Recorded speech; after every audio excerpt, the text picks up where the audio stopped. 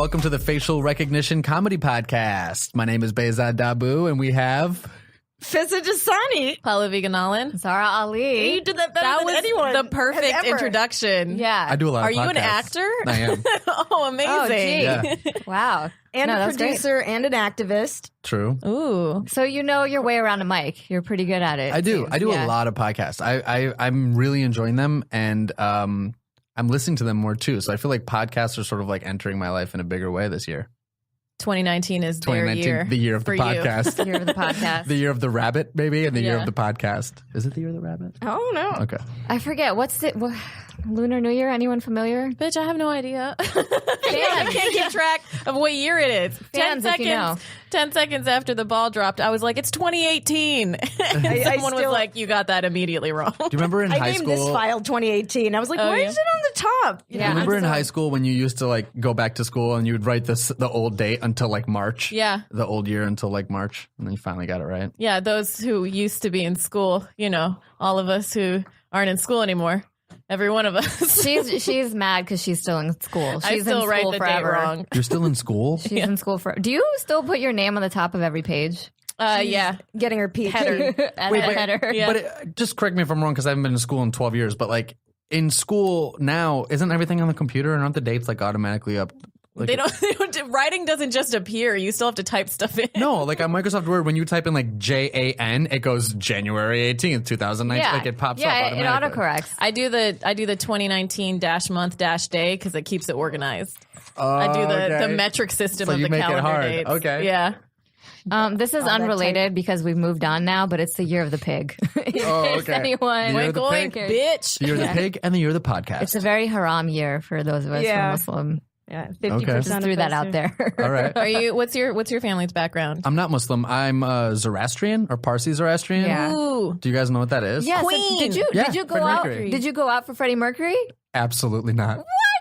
Do you think they were going to offer that to anyone who wasn't famous? Oh my god! Do you know the first offer for that though was, and not only offer, they shot like 3 months of it was with Sacha Baron Cohen. Oh yeah, I heard about What? that. Yeah. And then he quit, right?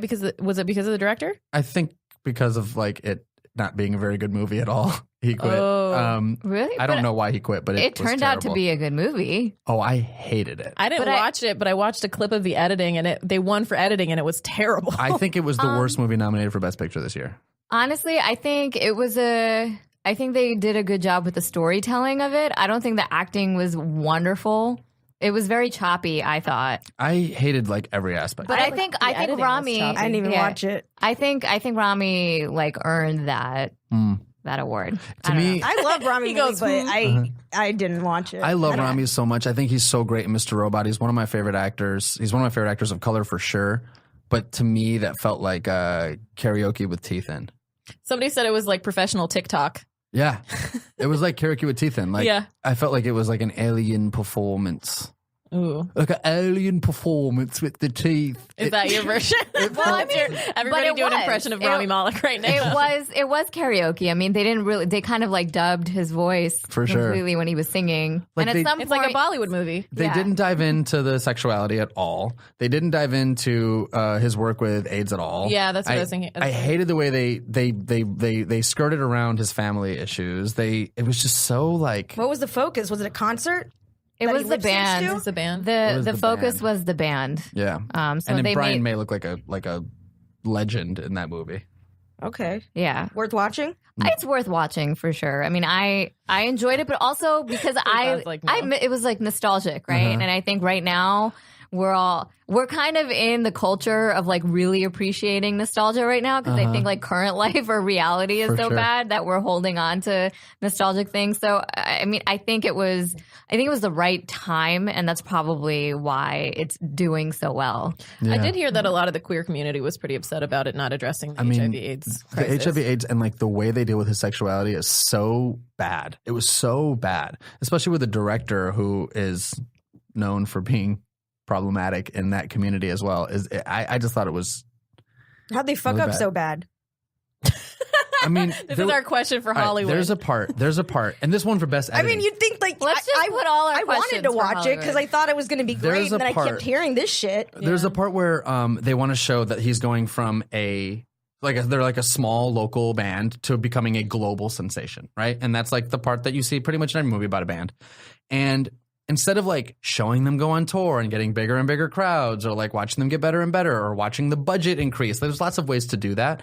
There was a black screen, and then the names of cities came across the screen in clip art. It was like Santa Monica, New York, Sydney, Tokyo, London, Paris. And I was like, this is how we're going to show that they're becoming a global band. And Not even a montage. not even a montage. And it then won Best Editing Yeah. at the Oscars. Somebody posted a clip of like how bad the edits were because it was just so choppy. It was Yeah. awful. That's why I don't even watch. I didn't watch the Oscars because I don't feel bad. Stupid. I don't feel bad about us editing our own flyers now because I saw that. I was like, oh yeah, we're good. We're good at editing now. Like we could do that. For like sure. that's but I don't know. I mean, I wasn't expecting to be like completely blown away, right? Mm-hmm. Like knowing everything I heard, like insider Hollywood stuff that I heard. But I think Rami did a good job. Yeah, he did a good job. Yeah.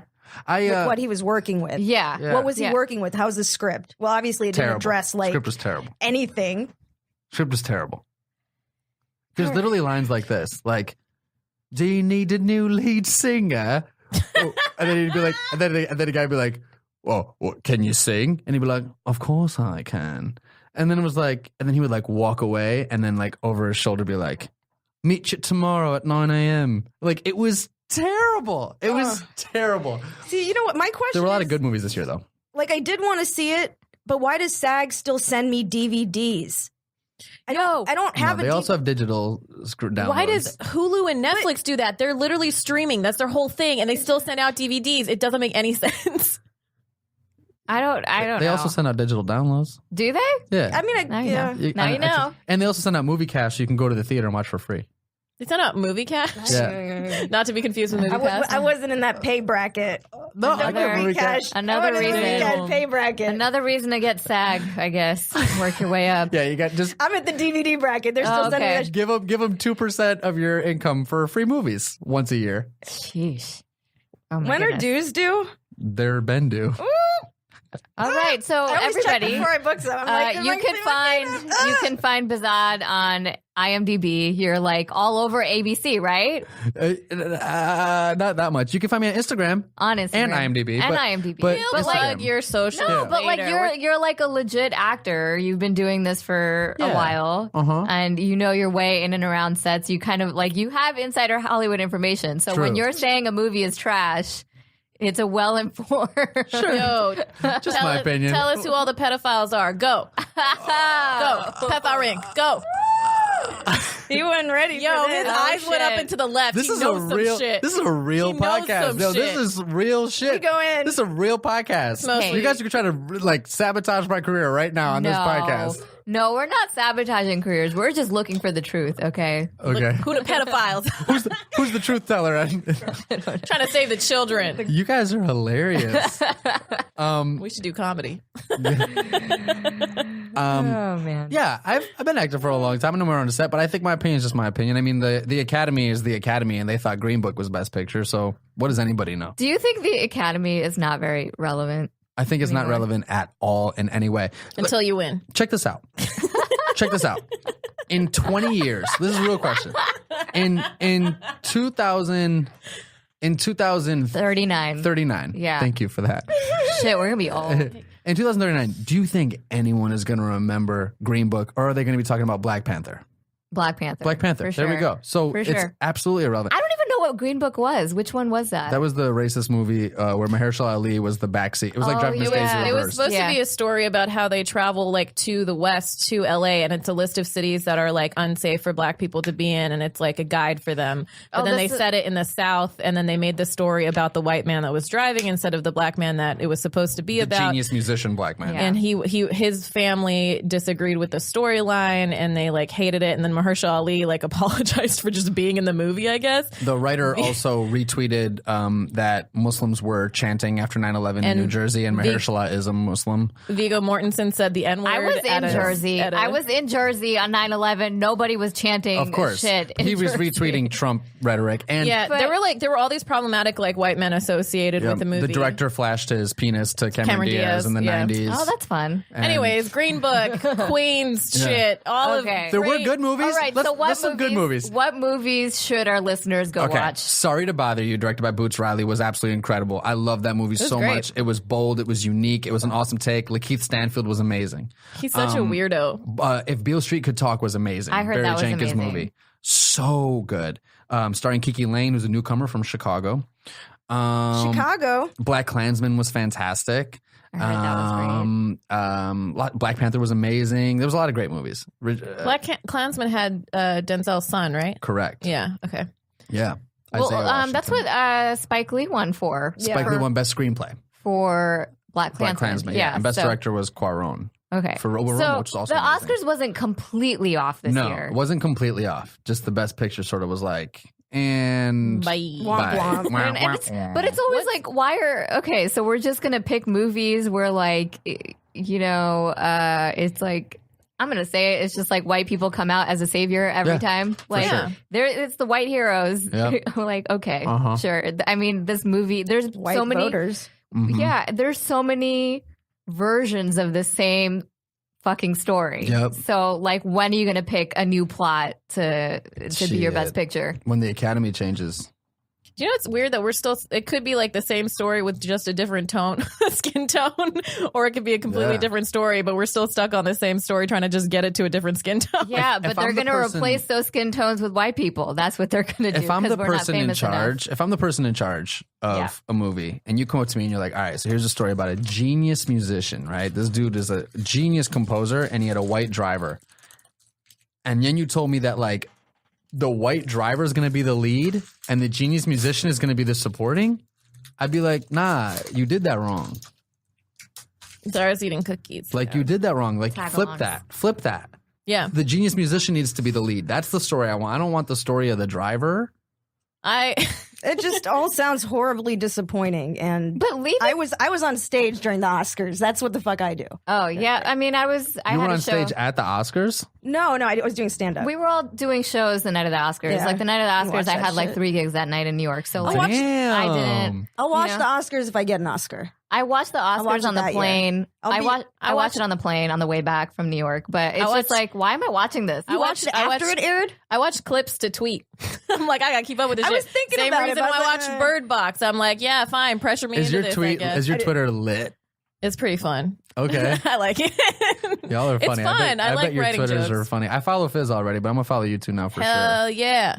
What's your Twitter like? sure. My Twitter, you know what's funny? My Instagram is pretty funny. I have a lot of like, I do things with music on my Instagram. You a musician? No, but I do like Insta stories and stuff where I like sort of talk with the lyrics of 90s songs. Oh, fun. Or I do like weird 90s lip syncs to like 90s women. So you basically do Divas. TikTok, but not. I have done a TikTok on it. There's one Hey. TikTok on there to Bittersweet Symphony. But my Instagram is like a lot of funny content, but my Twitter is a lot more political relevant content. So it's a lot more Angry. angry as it will. But I do a lot of work with like isn't- social justice and representation. But Twitter is where you go to be angry. Yeah, of right? course. Like that is. I do jokes on Twitter. Like I Yeah. do both. I'm in on a Twitter. good place, so I haven't been using Twitter. Oh That's shit. good. I feel like Twitter is where I put takes for a lot of things that. Like one of my main focuses is social impact work with media representation. So how do women, people of color, LGBTQ, and people with disabilities, what kind of opportunities are they given in theater, music, dance, film, television, and what is the representation of them in film, music, theater, dance, and television? So I'm a founding member of an organization called Chicago Inclusion Project, which sorts to level the playing field for those groups in Chicago. And then out here working with like the Reform LA Jails movement. I'm a board member of something called Free Reentry, which works with formerly incarcerated individuals. So my Twitter's a lot more like that type of stuff. And my Instagram's more just like lighthearted and funny. That's fun. Dope. Though. So we could see both of your personalities essentially in your social media. Yeah, it's funny. What made you like get into the social activism, and like how did you go about like first founding the Chicago Inclusion? I got to give most of the credit to a woman of color named M. Joy Gavino, who really is like the champion and does 90% of the work of Chicago Inclusion Project. I don't want to take that credit. But basically, I noticed that after 10 years of working in the Chicago theater community, I got to a point where I had a voice. And I don't have that voice in LA or Hollywood yet. But getting to a point in Chicago where you have that voice, I believe that you have to sort of like send the elevator down and like help. And nobody looked like me on television. I was born in 87 and grew up watching TV in the 90s. And like literally nobody. I mean, we can all relate to that. Yeah. Exactly. Looked like us on television. The only thing we had was Apu, voiced by a white guy as a stereotype. And so I watched a lot of the Family Matters and Fresh Prince of Bel-Air. Like I related to that a lot more than the white people. Yeah. That's what I was talking to.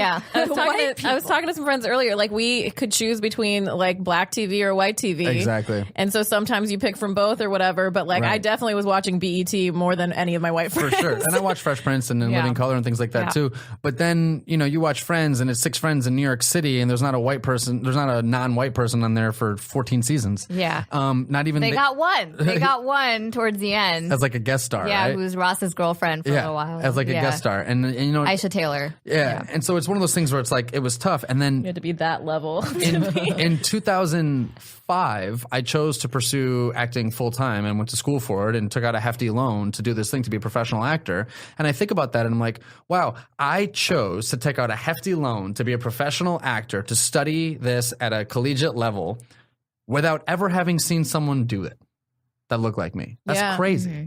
Like that's crazy. Well, Bollywood. But that's I don't different. speak Hindi. That's different. true too. Yeah. That's like being a fish out of water here is totally different than like being raised there. Totally. And that's I don't kind speak of like Hindi what and- our parents did in coming here. Yeah. For sure. Yeah. Yeah, exactly. And I'm first generation. And that's So- what we're doing going into entertainment. Yeah. It's sort of Exactly. being it's the new frontier. But I mean, like we had Russell? Russell. And then maybe Russell. Margaret, but not even. Like Margaret Cho. Margaret Cho. sort of like the immigrant the end. experience, Yeah. but it was there were no role models. And even No Russell, women at Russell all. Peters had the thing that like put him on the map was that stand up in Toronto that he did where he Yeah. talked about, and like even that guy's we were already like 18 or 19 at that point. I mean, I'm we assuming were we're in all the same age. College, I'm not. high school-ish. College, high school. But it's like, it was because of YouTube, And so it's like Exactly. we were already on the internet. We were already like, most of us, and we're elder or younger, millennial, whatever, but like we were kind of like through our childhood, like we were not really like looking for new role For models, sure. right? And our formative years though, when we were in middle school and high school, we didn't know these guys. Okay, he came out when I was like in middle school or high school. This young I'm bitch. younger than you. Oh, you're like super young. All right. All right, cool. You had Russell Peters. She's getting One. I had Russell Peters. But my point She's was an like undergrad. to choose to do this without seeing people who look like us doing it is a thing. And now people are like, well, now it's changing. Well, it's not really changing because for me, No, because you're giving us one-lines. you're giving us one lines, but also You're not like, giving and it's us like in a hijab. Yeah. and then to Yeah. take someone like people say, well, Aziz Ansari, he created his own content, he has his own show, he doesn't think. And I'm like, okay, cool. So Aziz Ansari at this point was Very established. one of the most famous brown faces in America.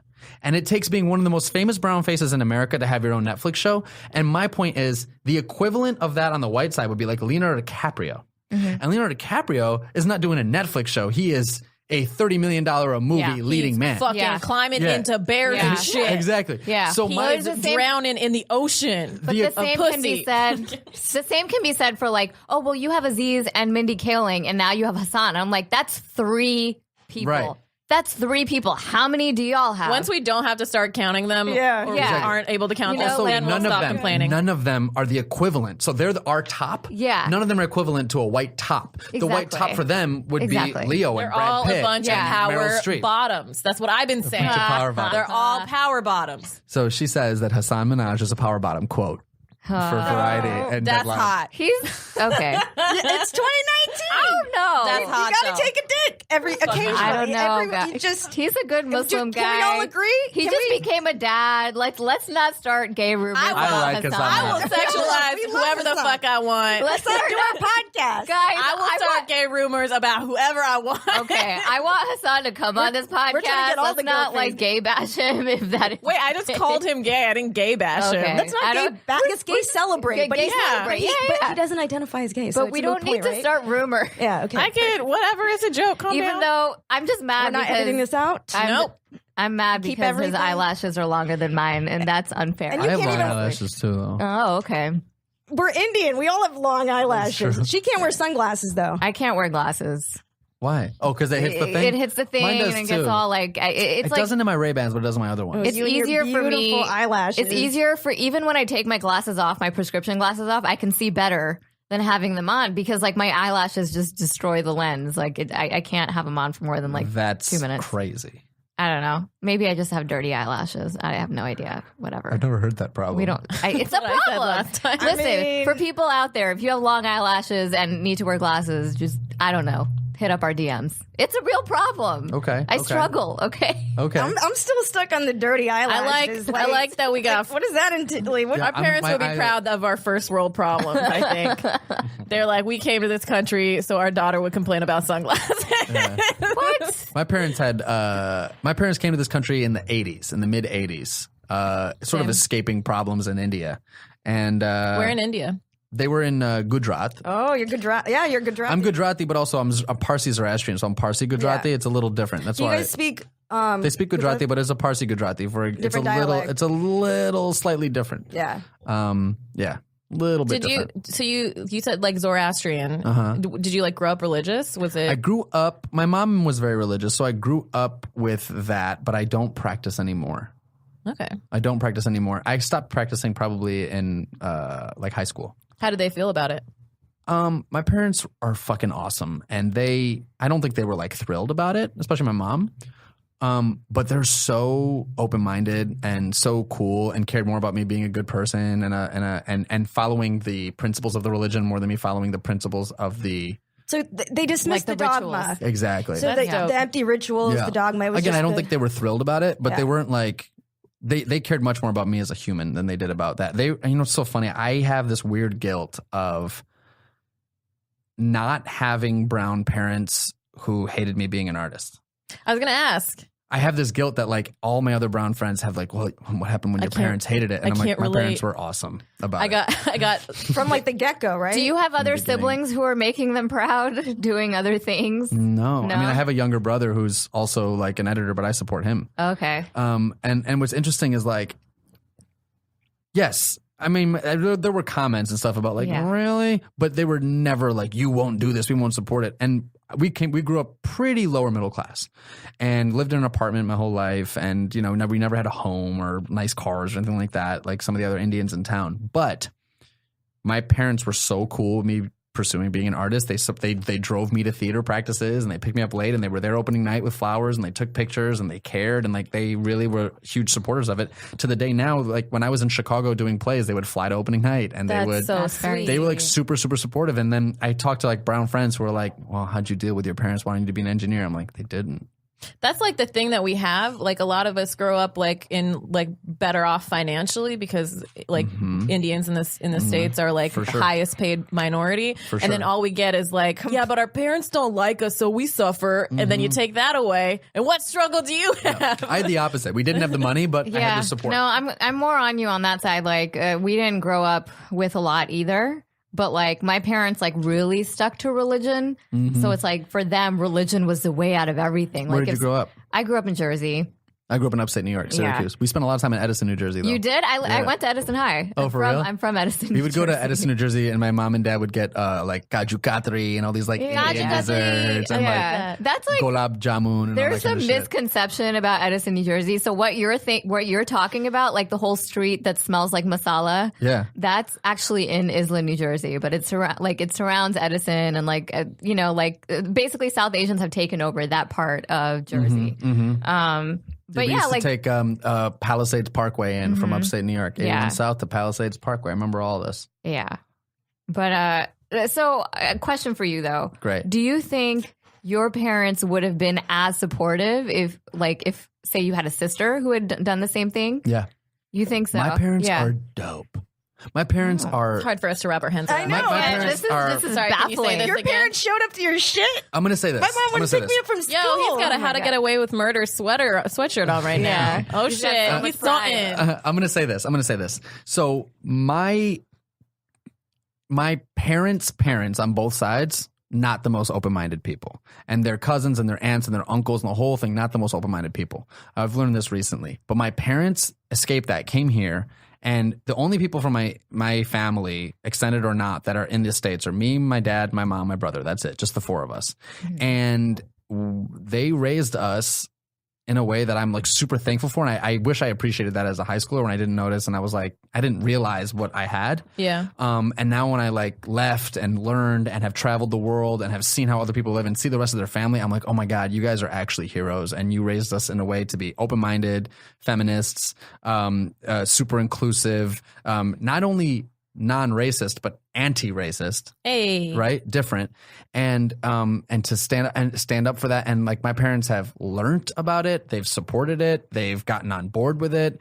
They even say things to me and my brother like, support your art, keep creating, like do that. And these aren't necessarily artists. Like my dad's an architect. My mom works in computer consulting and like HR, but they were like, your art is your gift. Support your art, support your gift, and do that. And I feel so lucky to have that. And I didn't feel lucky until I like left to realize it. I didn't realize what I Until had. you were surrounded by people who like told you like, hey, this is a struggle that you didn't have. Well, how would you For know sure. without the absence of Yeah. it? Yeah. For sure. And I mean, I did have a sense that like Or brown witnessing the parent, absence. like brown culture, brown community, because my grandparents were like, what are you doing? You know what I mean? And like, because my friends, I was like, they were like, my parents, you know, I have Did to you deal grow with up that. around a lot of Indian people? Not a lot, but there was a Parsi Zoroastrian community that was around. And you know, here's what everybody would say to me. I had good grades, right? So everybody was like, their thing was like, if you had bad grades, we'd understand. Go be an actor. But you have good grades, so like, go be a doctor. People tell me that shit all the time too. They're like, if I studied what you studied, I wouldn't be here. And it's like, well, I can't help what I love. Exactly. Like, the I whole can't thing was help like, they were like, it'd be so much easier to accept if you were bad in school.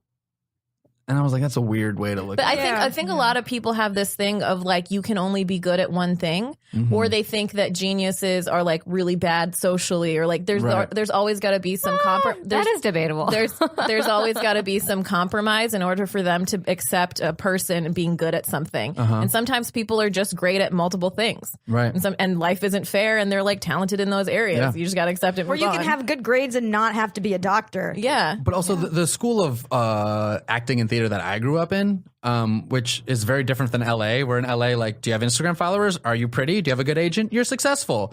Whereas, You should make that like a YouTube tutorial. but where It's like I 15 grew up, seconds. like the type of theater I grew up in, like ensemble based, legitimate new work, right?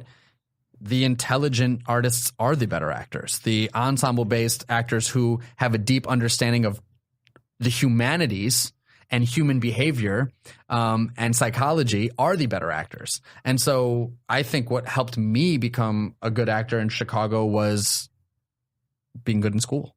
Yeah. Yeah, I think people downplay that in the arts a little bit, or even in Hollywood. Honestly, in Hollywood, for sure. Yeah, and I think like being a good student and being smart and having some sort of, you know, intelligence, it like oozes over to like every part of your life. Like it helps you creatively, it helps you with your administration, it helps you in other ways, and it helps you even socially too. Like there are so many idiots in this town that like as soon as I see them coming, I will walk the other way because I feel like they're dumb, like there's just like idiocy is gonna like be contagious. Rub off on you? Like I cannot be near that because like it's like I don't want anything that's gonna affect my success, right? Like in that way. So if like fine, if you being you, if it's working for you, fine. But like I've never seen anything like that actually like last for a long time.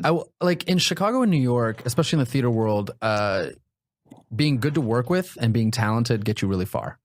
And I don't think either of those things matter in LA. Maybe that's cynical, but I just don't think they matter in LA. I've seen bad behavior get rewarded. I've seen good behavior get knocked off, and not a single person has cared about my pretty impressive theater resume. Like not a single person has cared. I've originated roles that have won Pulitzer Prizes. I've done new work with the best playwrights in the world, and no one cares. We care. Like no one cares. We care. You're here.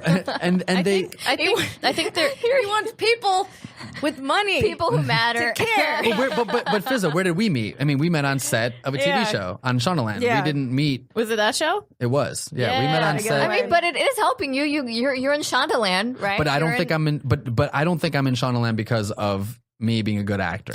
Does that make sense? There are a lot of Catch Me Outside people. I agree with you. There are a lot of people sure. who got famous off of something and they're like writing that or whatever. But I agree. Like, I don't think it like lasts. And I think people do notice and they do care. Like, I know a lot of comedians that are incredibly funny. So fucking funny, should already be But famous. it's almost like it doesn't matter. It doesn't Being matter. funny is secondary. It doesn't matter because they forget their shows. They show up late. They're Exactly. drunk. Like I do think good behavior is rewarded. Sorry, guys. What? No, No, say it. What were you gonna say? Yeah.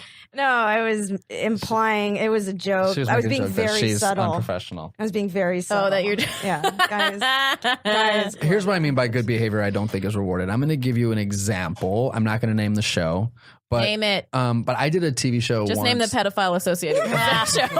Come on. I did a show once where the reason why they wouldn't pay me a fair rate is because they knew I enjoyed doing it. They knew that I was like happy on set and that I was like good to be around and I had a positive attitude and I showed up ready to What's work. the reasoning? Because they're like, we don't have to pay him. He already likes doing it. You would do it for cheap. He would do it for cheap. Yeah. Versus the idea of, I mean, nobody was telling me to be an asshole. That's not the lesson here. But they were like, if they thought he hated it, they'd have to pay him to be here. But they know. Somebody said that? That's pretty. I learned that that's one of the reasons why I got lowballed on the show. And They expect you to act like an asshole while you're acting. Well, they knew you wanted it. they knew I wanted So it. that's Yeah. the thing is people can. It's not desperation, but if you, it's. But it wasn't even thirst. desperation. taking advantage But it wasn't of even you. thirst. It was the fact that they were like, Let's oh, not- he loves to be here. He's happy to be on set. He's happy to work. Being eager sometimes like works against you in this town because people take advantage of it. Of course, but they were like, oh yeah, every time he comes on set, he's smiling, he's happy to have the work. He's always prepped and ready. So like, it hurt me. So what? a bunch of So what, do you think you would have had a better opportunity had you been less eager? yeah. Like if you weren't prepped, if you weren't smiling, if you All weren't of a nice sudden, to we people had on set. to, we had to in our negotiations be like, oh, actually, he's not having a good time. That's and unreal. and it's terrible. And like, and again, this is a smaller show, and it was a thing I did several years ago, and whatever. So we don't have to talk about it, like to name it, but it is one of those things where it's like, no, I don't think good behavior is often rewarded. I mean, so many assholes don't get written off when like. But I look at that like, yeah, okay, maybe life isn't fair. Maybe the things that. But bad behavior does have consequences. It not even that. Like, do you want to do this knowing that you're an asshole? Oh, like, for do you sure. like that's the only thing. I'm like, things are going to happen. Things are going to be unfair. But I don't want to like lead this life. I don't want to like do this job For sure. without being true to myself and with feeling like feeling like an asshole the whole For sure. time. I just did a talk So to it's not even students at- negotiable. I just did talk to students at CalArts, and this is one of the things I said. I love CalArts. I have a bunch of friends that went Oh, there. cool. Yeah. I just did a talk there for Art Change US, which is a program at CalArts. It was really great.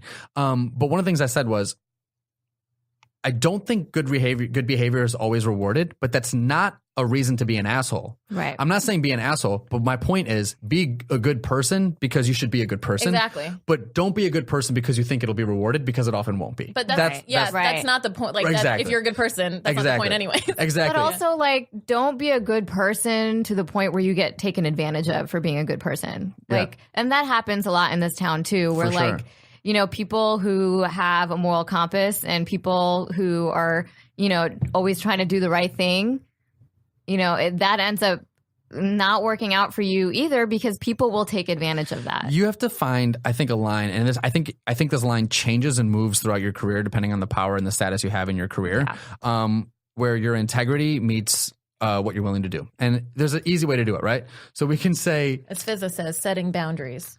but like we can take the easy, as 4 brown people here, we can take the easy route and say like terrorist, right? So there was and Riz Ahmed has a really great article about it in The Guardian where he talks about the first level you do is the offensive stereotype. Yeah. The second thing you do is the non-offensive stereotype. Best friend. Then the third thing you do, so it could be for us, offensive stereotype, terrorist. Yeah. Second, non-offensive stereotype, a taxi driver. Yeah, right? sure, yeah. Really good at math, but bad with women. A doctor. Yeah, like Big Bang Theory, right? Yeah. And then the third, like goofy, can't be socially, but like really smart. And Yeah. then the third thing is like you finally get to be a person. Yeah. So there's that. But there's also things like you could take it with nudity. So you could say, who am I willing to be the stereotype for? For example, no, I'm not willing to play a terrorist for X network for X amount of money for this co-star that'll give me no exposure. But if you're going to tell me that like Scorsese is directing a picture with Sean Penn and Al Pacino and I have to play a terrorist, but there's actually like a cool part and a dope scene, yeah, I'm auditioning.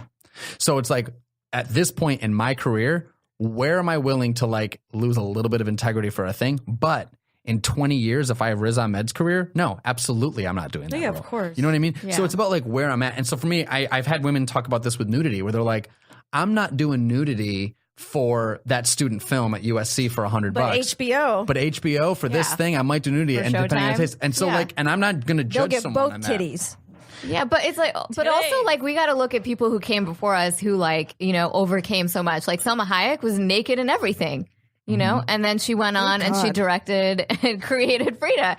But like, it's like how Have you much? read about her experience Yeah. doing Frida with Harvey Weinstein? Yeah, I Well, read about what that. happened? Even through all of, oh my God, he tried to Read blackball that. her. What article is it? There's an article where she talks. She did an op-ed. I'm She sure if did you an just op-ed. Google like Yeah, Selma Hayek experience Yeah. Frida, it's crazy. It was a crazy, and She talks about it. despite Harvey trying to blackball her and all of this, like Frida was such a huge success, and she needed to go through all that bullshit to overcome this. I did not respect her before, but reading that article gave me like a whole new level of Yeah. respect for her. The Yeah, I way definitely that respected Harvey her. Weinstein made that experience with her impossible and yet what's She that? persisted. She And- persisted. yeah. I mean, it's unreal. That phrase is so sad though. It's like, why does that have to happen? I know. You didn't respect her before?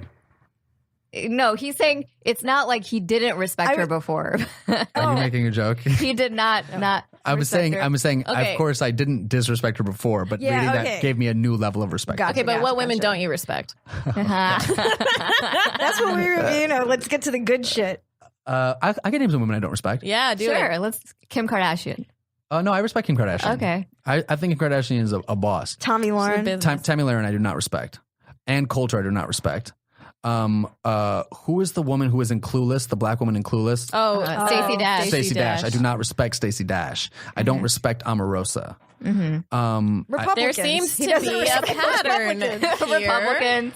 This might be. Republican women who These have are a voice. actually, he's reading a tweet right now off his Yeah. Twitter. I don't respect Omarosa. I don't respect. Sarah Huckabee. I don't respect Sarah Huckabee. Okay, so No, okay, we here's get the it. thing. I don't. It's not just on the Republican thing, but it is. And I might get in trouble for saying this, but I think they're self-loathing, and I think they're bringing.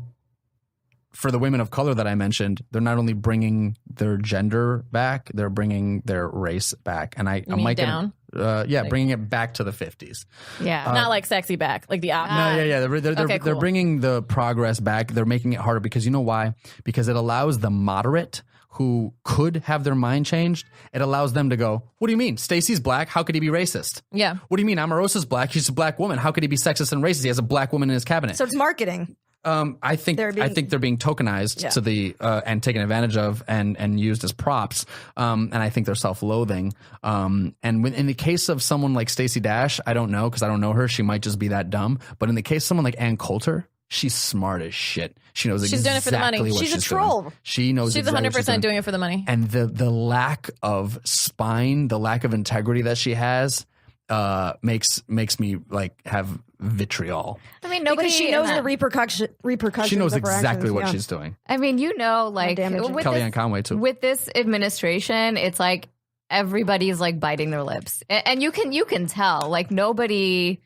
It's like, and the people around him, like we saw that like when he was like going into Air Force One, or was he coming out of Air Force One? He was probably walking around with toilet paper tissue on He had like it in the limo. Wanda Sykes. Wanda Sykes. and it's just like how like nobody around you likes you, right? Like that has to be it. Like you got no friends around you to tell you that. This is a Wanda Sykes bit. I just saw Wanda Sykes at the comedy. There's like a comedy place on Pico on Wednesday nights. Pico Union on Comedy Wednesday nights. Union, yeah, Yeah, Comedy Union. and I went and Wanda Sykes showed up and she said the same thing. Yeah. She said when he had toilet paper and walked up into Air Force One. She said, if I'm walking down the mall and I see a stranger with toilet paper, I don't even got to tell them. I'll just put my foot out and stop the toilet paper from being on their shoe. A stranger, a complete stranger. I might even chase after her for a block to stop her.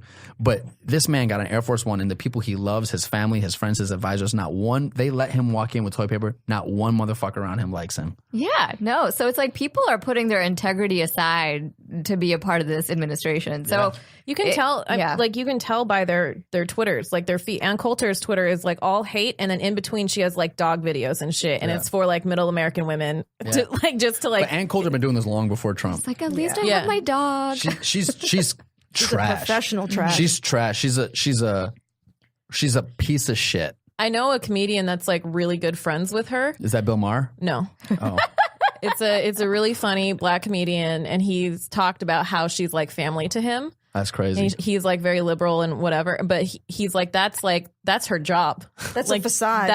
That's her. But she knows the repercussions of what she's doing. What she's doing. She's profiting off of that. How can you be friends with that person? I legit would love to talk to that human. He was like, if I asked her now for $100,000, who is it? I'm not gonna say. Okay. He was like, she would send it to me. She's my family. I get that. Like, I get that. But like, but you have people in your family. I have people in my family. I don't that talk to them though. Do crazy shit. I straight up tell them. Like I'll tell them they do crazy shit. I'm still going to the wedding, so they're lit. I have some very, very, very, very anti-Muslim people in my family. Yeah. Very anti-Muslim people in my family. And the biggest role I've had in my life is playing a Muslim. And I would send them the pictures of me in a kufi hat consistently. Oh, snap. To be like, your boy is in the New York Times with a kufi hat. How you feel about it? You know what I mean? How you feel about the fact that I like dated this Muslim? How you feel about it? I'm not gonna hide this from you. You know what I mean? I don't think that they do either. I think they talk about like real like I talk to my family about shit. I yell at them all the time for stuff. But I love that you did that. But they're still like it's still family. I hear you. Like there's still a tie there, a like bond through experiences, through love. But I think it's important to call out. But you still call it out. Yeah. But they're like, I think because she knows exactly what she's doing. It's just like that's her job. That's how he looks at it. We got to the point where I was like, I really hope you don't indoctrinate your kids with this hate. They're still young enough that they have a chance to not learn from you. Like I'm hitting them hard. That's like ants that I hit with like you're doing a disservice to your children because they're learning that hate, and I fear for them. Are you in contact with the children? Via WhatsApp, and I hit them with yo, your mom's fucked up. Wow. Oh, you hit them with Do they respond to you? Yeah. Yeah. So you're friendly with them? I mean, this is all via WhatsApp, via Miles. I just feel like I'm at a point where what a hypocrite if I'm going to call people out social media the way I do. Yeah. If I'm going to stand for the things I stand for. I've sacrificed a lot for my political stance, I don't even call it political, for my like humanitarian beliefs. I don't think they're political. Yeah. I think they're like human rights. Yeah. And if I'm going to call people out and like sacrifice things I do for them and then like give my family a pass, that don't feel right to me. Yeah. Especially my extended family. Do you cut people off, or do you, because I'll have people on my Facebook that say fucked up shit, and I'll just like I'll like try to every once in a while when I can, when I'm not exhausted, I'll try to like engage in conversation, but I'll still be their Facebook friends because I'm like, you're still going to see this brown woman pop up on your feed. Yeah. It's still going to be a tie to humanity. So I still try to like have them exist in my life. For sure. But I'm not going to be like comfortable about it. For me, it's case by case. But if anyone says anything fucked up on my status, right, then I have the silent people of color and women in my life that scroll past and see it. Oh yeah. And so I don't like it to go unchecked. Yeah, I do that too. So if you're gonna say some shit, I'm gonna check you on it. Yeah. And I'm not gonna be nice. I'm not gonna be nice. And then people are gonna tone police me and say, hey, there's two sides to everything. And my response is like, if you want to argue with me about Bohemian Rhapsody, we can have two sides to that. We can totally argue. You want to argue with me about whether we should have breakfast for dinner? We can argue about that. You want to argue with me on whether you should wear white pants after Labor Day? Let's argue about that. But if your stance is that, gay people shouldn't be able to get married, you can go fuck yourself. If your stance is about inequality, if your stance is rooted in someone else's oppression, you can go fuck yourself. There is no two sides. I don't stand for your side. Your side is wrong, and I won't listen to it. You know what I mean? But what about like there is like that example of like the black man who like talked to individual KKK members. Do you think and there's got them to an opportunity to connect with the individual and maybe because it's rather ignorance. Than writing them it's off? Ignorance. This is taught behavior, right? So maybe there's an opportunity to plant a seed for another idea. For sure, but I won't respect the KKK member's opinion. Okay, so but see, the thing is I'm willing to. I'll engage, but I'm not going to respect. And I'll give you an example. Like I think if there are 10 people at dinner with a Nazi, then there's 11 Nazis at dinner. I definitely feel like I've been to dinner with some like Nazi lights type of people because I was just in that situation and I had to have dinner with like essentially an enemy, right? But like they're an enemy, similar to what Fizza and Paul were saying. They're an enemy because they were taught to be an enemy, right? And they're not familiar with somebody like me. So if I can engage with them as a human being and they can familiarize themselves with me as being a human, then we can connect in some other way. And maybe at some point, the human and separating the human and the belief. I agree with that. I totally agree with that. So in this generation, it may not happen. We may never be friends and we'll agree to disagree or whatever. But maybe in the second generation, you know, his kids and my kids can become friends. Sure. And I agree with all that. Everything you said I agree with. Right. What I don't agree with is that if, for example, when we had the conversation about Bohemian Rhapsody, right? Right. I can say at the end of that, I respect your opinion. I agree to disagree. But you don't respect them. I will not. But I won't do that if your opinion is rooted in someone's oppression. Yeah. Right. So that's the point where I'm like, nah. At the end of the conversation, I'm going to say, fuck your opinion. You're racist. And that's how I'm going to, and I'm not going to tone police that. I'm not going to be respectful to your, because that's the thing, right? As I feel like oftentimes the only people, Chris Rock actually said it best. Racism is actually a white people problem. So it's not my job to educate you on this. He said something about Barack Obama, right? Like, we finally have a black man as president. There were plenty of black people smart enough to be president years before Barack Obama. Yeah. White people are finally ready to vote for a black person as president. So this is about white, you know what I mean? And when it deals with gender, same thing for me as a cisgendered straight dude. How many times have I had to go, fuck, I don't agree with this, but I'm going to shut the fuck up because this is not my, you know what I mean? Like, I've had to do the same thing that I want white people to do for people of color. I've had to do it as a cis dude. I mean, the other day I got out of a building. It was at an audition, and I got out at the same time a woman did. And then we like took the same left. And then we took the same left. And then we were about to go into the same damn parking lot. And I just stopped because I remember a woman being like, when I go into a parking lot, I wonder that like a dude could rape me or kill me in this parking lot if he's following me. I have never thought that with a woman following me in a parking lot. Like I don't feel unsafe at all. And I never would have thought about that. But recently I heard a woman say that. And so I was like, let me just stop, you know? And so just like that little check, I want white people to do for people of color. So I feel like I need to do it for women. And I don't really know where I'm going with this, except what I'm trying to say is like, it's not the oppressed's responsibility to respect the opinion of the oppressor. It's not, but I think that in reality, lives are at risk, right? The practicality of it. And so sometimes engaging and having empathy and like talking to the person will have a better practical effect than not engaging or saying fuck off. Because like there's so many times I want to say fuck off, and sometimes I do, but the other times when I engage and I humanize myself and my people, it's more effective. See, my question is the fuck off productive? I mean, it might feel good, and it's like, you know, there is a big fuck off to the ideology. Fuck the ideology, but to the individual, are you able to sort of... They're still voting. They're still out there. They're still like they're capable of hurting people. Their beliefs fucking suck. Yeah, they suck. But like, it's still, you know, a person. You can't like segregate. It's like ideas like segregation. Pushing them away is just going to make them hate you more. We all got to live together. That's essentially it, right? We have to like share our spaces together. We have to work together. We have to collaborate together. Unfortunately, we have to be on movies together. But I understand the anger behind. It's just, you know. Yeah. I understand like fuck you to the idea, but still like for me, it's like still engage with the person because their ideas can be changed. But it is difficult when the person identifies with the idea. When I see a high school friend, there are white supremacists that have changed their minds because of, absolutely, you know, there's for sure. And I have engaged with people on that side, but I guess what I'm saying is like if I see a high school friend post something about pro-Trump or like saying Blue Lives Matter or saying something like white privilege isn't real or saying something like Black Lives Matter is as much of a racist organization as the KKK is. It's infuriating. Yeah, I will unfriend that person. I don't do that. I will unfriend that person. I message them or like I'll comment or I'll something. do that first. Yeah. And then if there's like a, okay, but I unfriend. I still don't. There was one guy I got in a conversation with. Can I eat this cookie? Yeah, that's why it's here. It's not going to sound weird on this show. Do it close to the mic. Fully work. Have some Girl Scout cookies. It's Girl Scout season. But right? Absolutely delicious. Tag-alongs are the best. But I didn't mean to cut you off. No, it's fine. Like but like there was a friend of mine who like we had this argument about like who can use the N-word. He's not black. I'm not black. But he was saying like black people shouldn't use it. And by the end of it, I found out that his belief was that black people have like different brains than us. Like it was so fucked. The belief.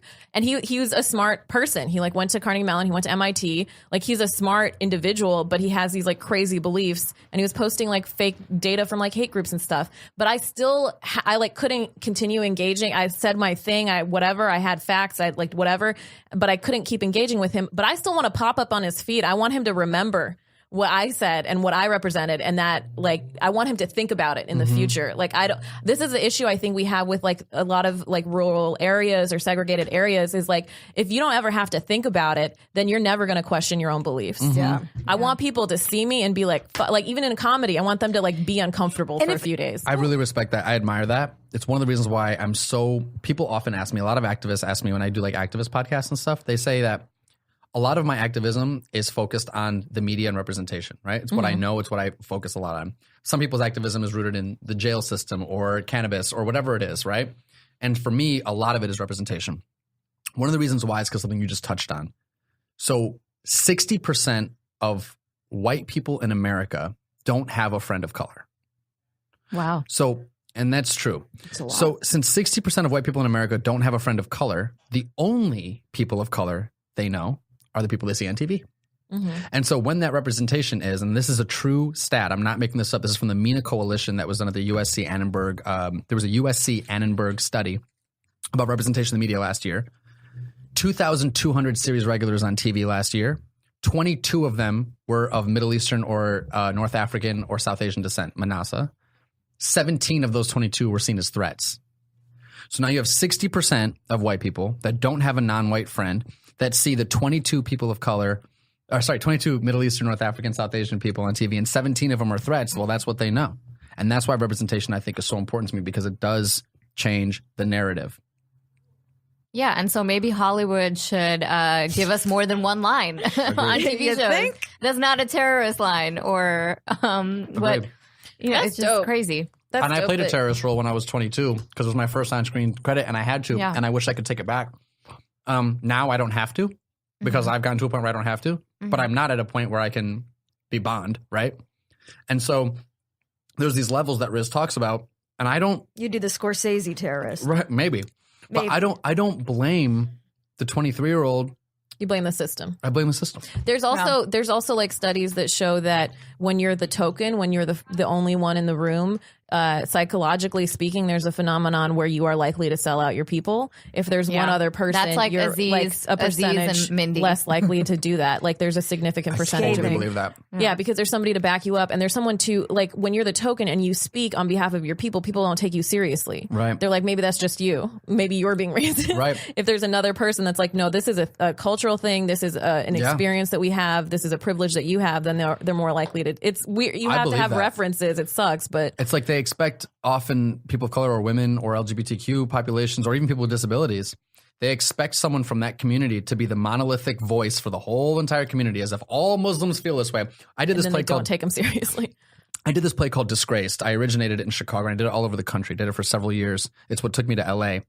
And it's written by Ayad Akhtar, who is an apostate Muslim from Wisconsin. He's an American-born Muslim. I saw you do that one. Yeah, you actually saw me do that one. Yeah. You saw me do the reading of it, right? Yeah, the radio version. Yeah, so I did that play, and Ayad gets death threats often from lots of Muslims, but also prominent Muslims like Irshad Manji, who's a queer feminist Muslim in New York, and Reza Aslan, who we all know from talk shows, love the play, right? So often white people would ask this question, what's the Muslim response to this play? I don't know how to fucking answer that question. What's the Muslim response to this play? What's the response of a billion people? Yeah, I don't know what the Muslim response is. Of a billion people? And that's the issue with representation. Of 1 billion people? Is you're making one person the ambassador for all these people. This person doesn't fucking represent me. And what's the Muslim response? I don't know. Well, some Muslims have given him death threats, and some Muslims have given him the Pulitzer Prize. So I don't know what to tell you. I think we have a marketing issue, right? Where like people don't understand that there are a billion Muslims, you know, and like I've had like my Jewish friends tell me this. They're like, wait, if there's 1 billion of you guys, why are you all painted as terrorists? And I'm like, well, I don't know. That's a great question. Who's the one who's painting us as terrorists? Mm-hmm. There's also like, I've argued with my Hindu family a lot about Muslims, like hardcore about it. But they're whenever I tell them, like, I have Muslim friends in the U.S. that are like this and this and this, and they do these like normal fucking everyday things. They're like, those aren't real Muslims. I used to live in the Middle East. Yeah. Those are real Muslims. And I'm like, you can't set the boxes. You can't define real Muslims don't show baby hair. I'm gonna say this, like, so in the play, right, this dude drinks scotch, he eats a pork tenderloin, he does these things that we consider not Muslim, right? Mm-hmm. Then he says he's a Knicks fan. He says he's American. He says he's wealthy. He says he's a lawyer. He says he's from Wisconsin. He says he's a New Yorker. These are all the things he is. He's straight. He's a man. These are all the things that you can label him in all these ways, right? At the end of the play, spoiler alert, he commits an act of violence against his wife. He beats his wife. He strikes her. And often the question is, well, when he hit her, he went back to his Muslim roots. And that's Knicks fans' behavior. That's exactly what I say. I'm a Knicks fan. That's exactly what I say. I say, why did you put that label? Why was it that label? Why wasn't it that lawyers hit their wives, men hit their wives, Americans hit their wives, New Yorkers hit their wives, Knicks fans hit their wives, wealthy men hit their wives, whatever you want to say. We gave him a lot of things. Also, you said Muslim, but you ignored the fact that what about the things that you think are Muslim, like not eating pork and drinking alcohol? He did 2 of those things in the play. So it's so funny that the response is that. Also, in A Streetcar Named Desire, when Stanley hits his wife, do we say that all Polish men hit their wives? No, we say all Polish men are Muslim. That's what we say. So it's just a funny conversation, the things that and doing those sort of post-show discussions and audience facilitations after those plays has what really sparked a sort of social impact movement in me with the type of work I want to do. Because I had post-show discussions with people in Berkeley and in Seattle and in Los Angeles and in Chicago, and these are liberal bastions, right? And who's going to the theater to see new plays? Liberal motherfuckers, right? Mm-hmm. Yeah. And so I'm in every night talking to 800 liberal people in liberal cities like Berkeley, California, yet that's still the question. So it's really interesting to sort of challenge the narrative and have these conversations, and it really sort of awakened to what's the type of work I want to do and the type of work I want to create. And it's that type of stuff that sort of asks questions, tough questions. Dope. We got to go. This was really fun. You guys are really funny. Like, I was trying to be subtle. I had no idea what this conversation was going to be about, and this was the free-flowing conversation. Yeah. Welcome to our podcast, bitch. This was really cool. Yeah, you guys are great. Speak your mind here. It was fun. I enjoyed it. Well, follow us. Yeah. So where are you on social media? I'm my name. So it's at BEHZADDABU on Instagram, and the same thing on Twitter, and the same thing on Facebook. BEHZADDABU. And .com. And .com for my website, yes. Okay, yeah, we're doing the socials. I'm Fizza Dasani. I'll spell it for you. I don't expect you to know how to spell it. After, what is this, the 50th episode? 43rd? 43rd. Something, I don't know. It's one Z and 2 A's. FIZAADOSANI on everything. Paula Viganalin, PALLAVIGUNALAN. That's my website, my Instagram, my Twitter, my Facebook. And this is Zara Ali. My socials and website are all really Zara. Zara is spelled ZAHRA. And we got some shows coming up. We have in March 10th. We have our next West Side show, second Sunday of every month at 9 p.m. You guys are going to Maryland. Yeah, we're doing Towson University March 7th. At 7 p.m. Come find us there. In April. We're also doing Irvine Improv. We're doing the Irvine Improv. That's in Irvine. So come out March 19th, also at 7 p.m. And our socials. Oh, yeah. Our socials are Facial Recognition Comedy is our website, our Facebook, and our Instagram. And then we're Facial Rec Comedy on Twitter. Follow us so we can post about all the things we do, and also like our Women Crush Wednesdays and like people that we admire that are killing it. Women of color, brown women. How do we end this? Behzad, end it. Say something. Okay, here's how I'm going to end Put it. your retainer back in. Okay. Retainer back in. Put it in Invisalign. I can't. I just ate chocolate. I gotta do my whole thing. Here's how I'll end it. I'll tell a joke. Yeah. The actor's telling a joke. All right. Let's go. To a room full of comedians. Type 5. Oh my God, a room full of comedians. Okay, here's a joke.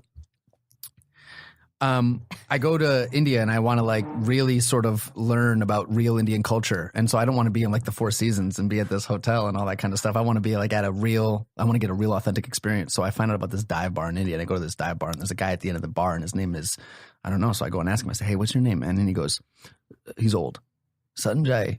And I go, oh, Sanjay, what's your last name? And he goes, you walked in the bar and you came through the gateway entrance. I built that gateway entrance with my own hands, but nobody calls me Sanjay the builder.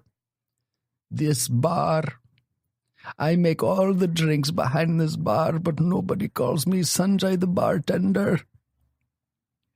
And every day I clean it with my hands, but nobody calls me Sanjay the cleaner.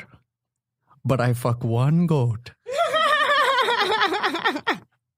Thank you for listening to the Facial Recognition Comedy Podcast. Oh my God. Fuck one goat and you're a goat fucker for life. Goodbye.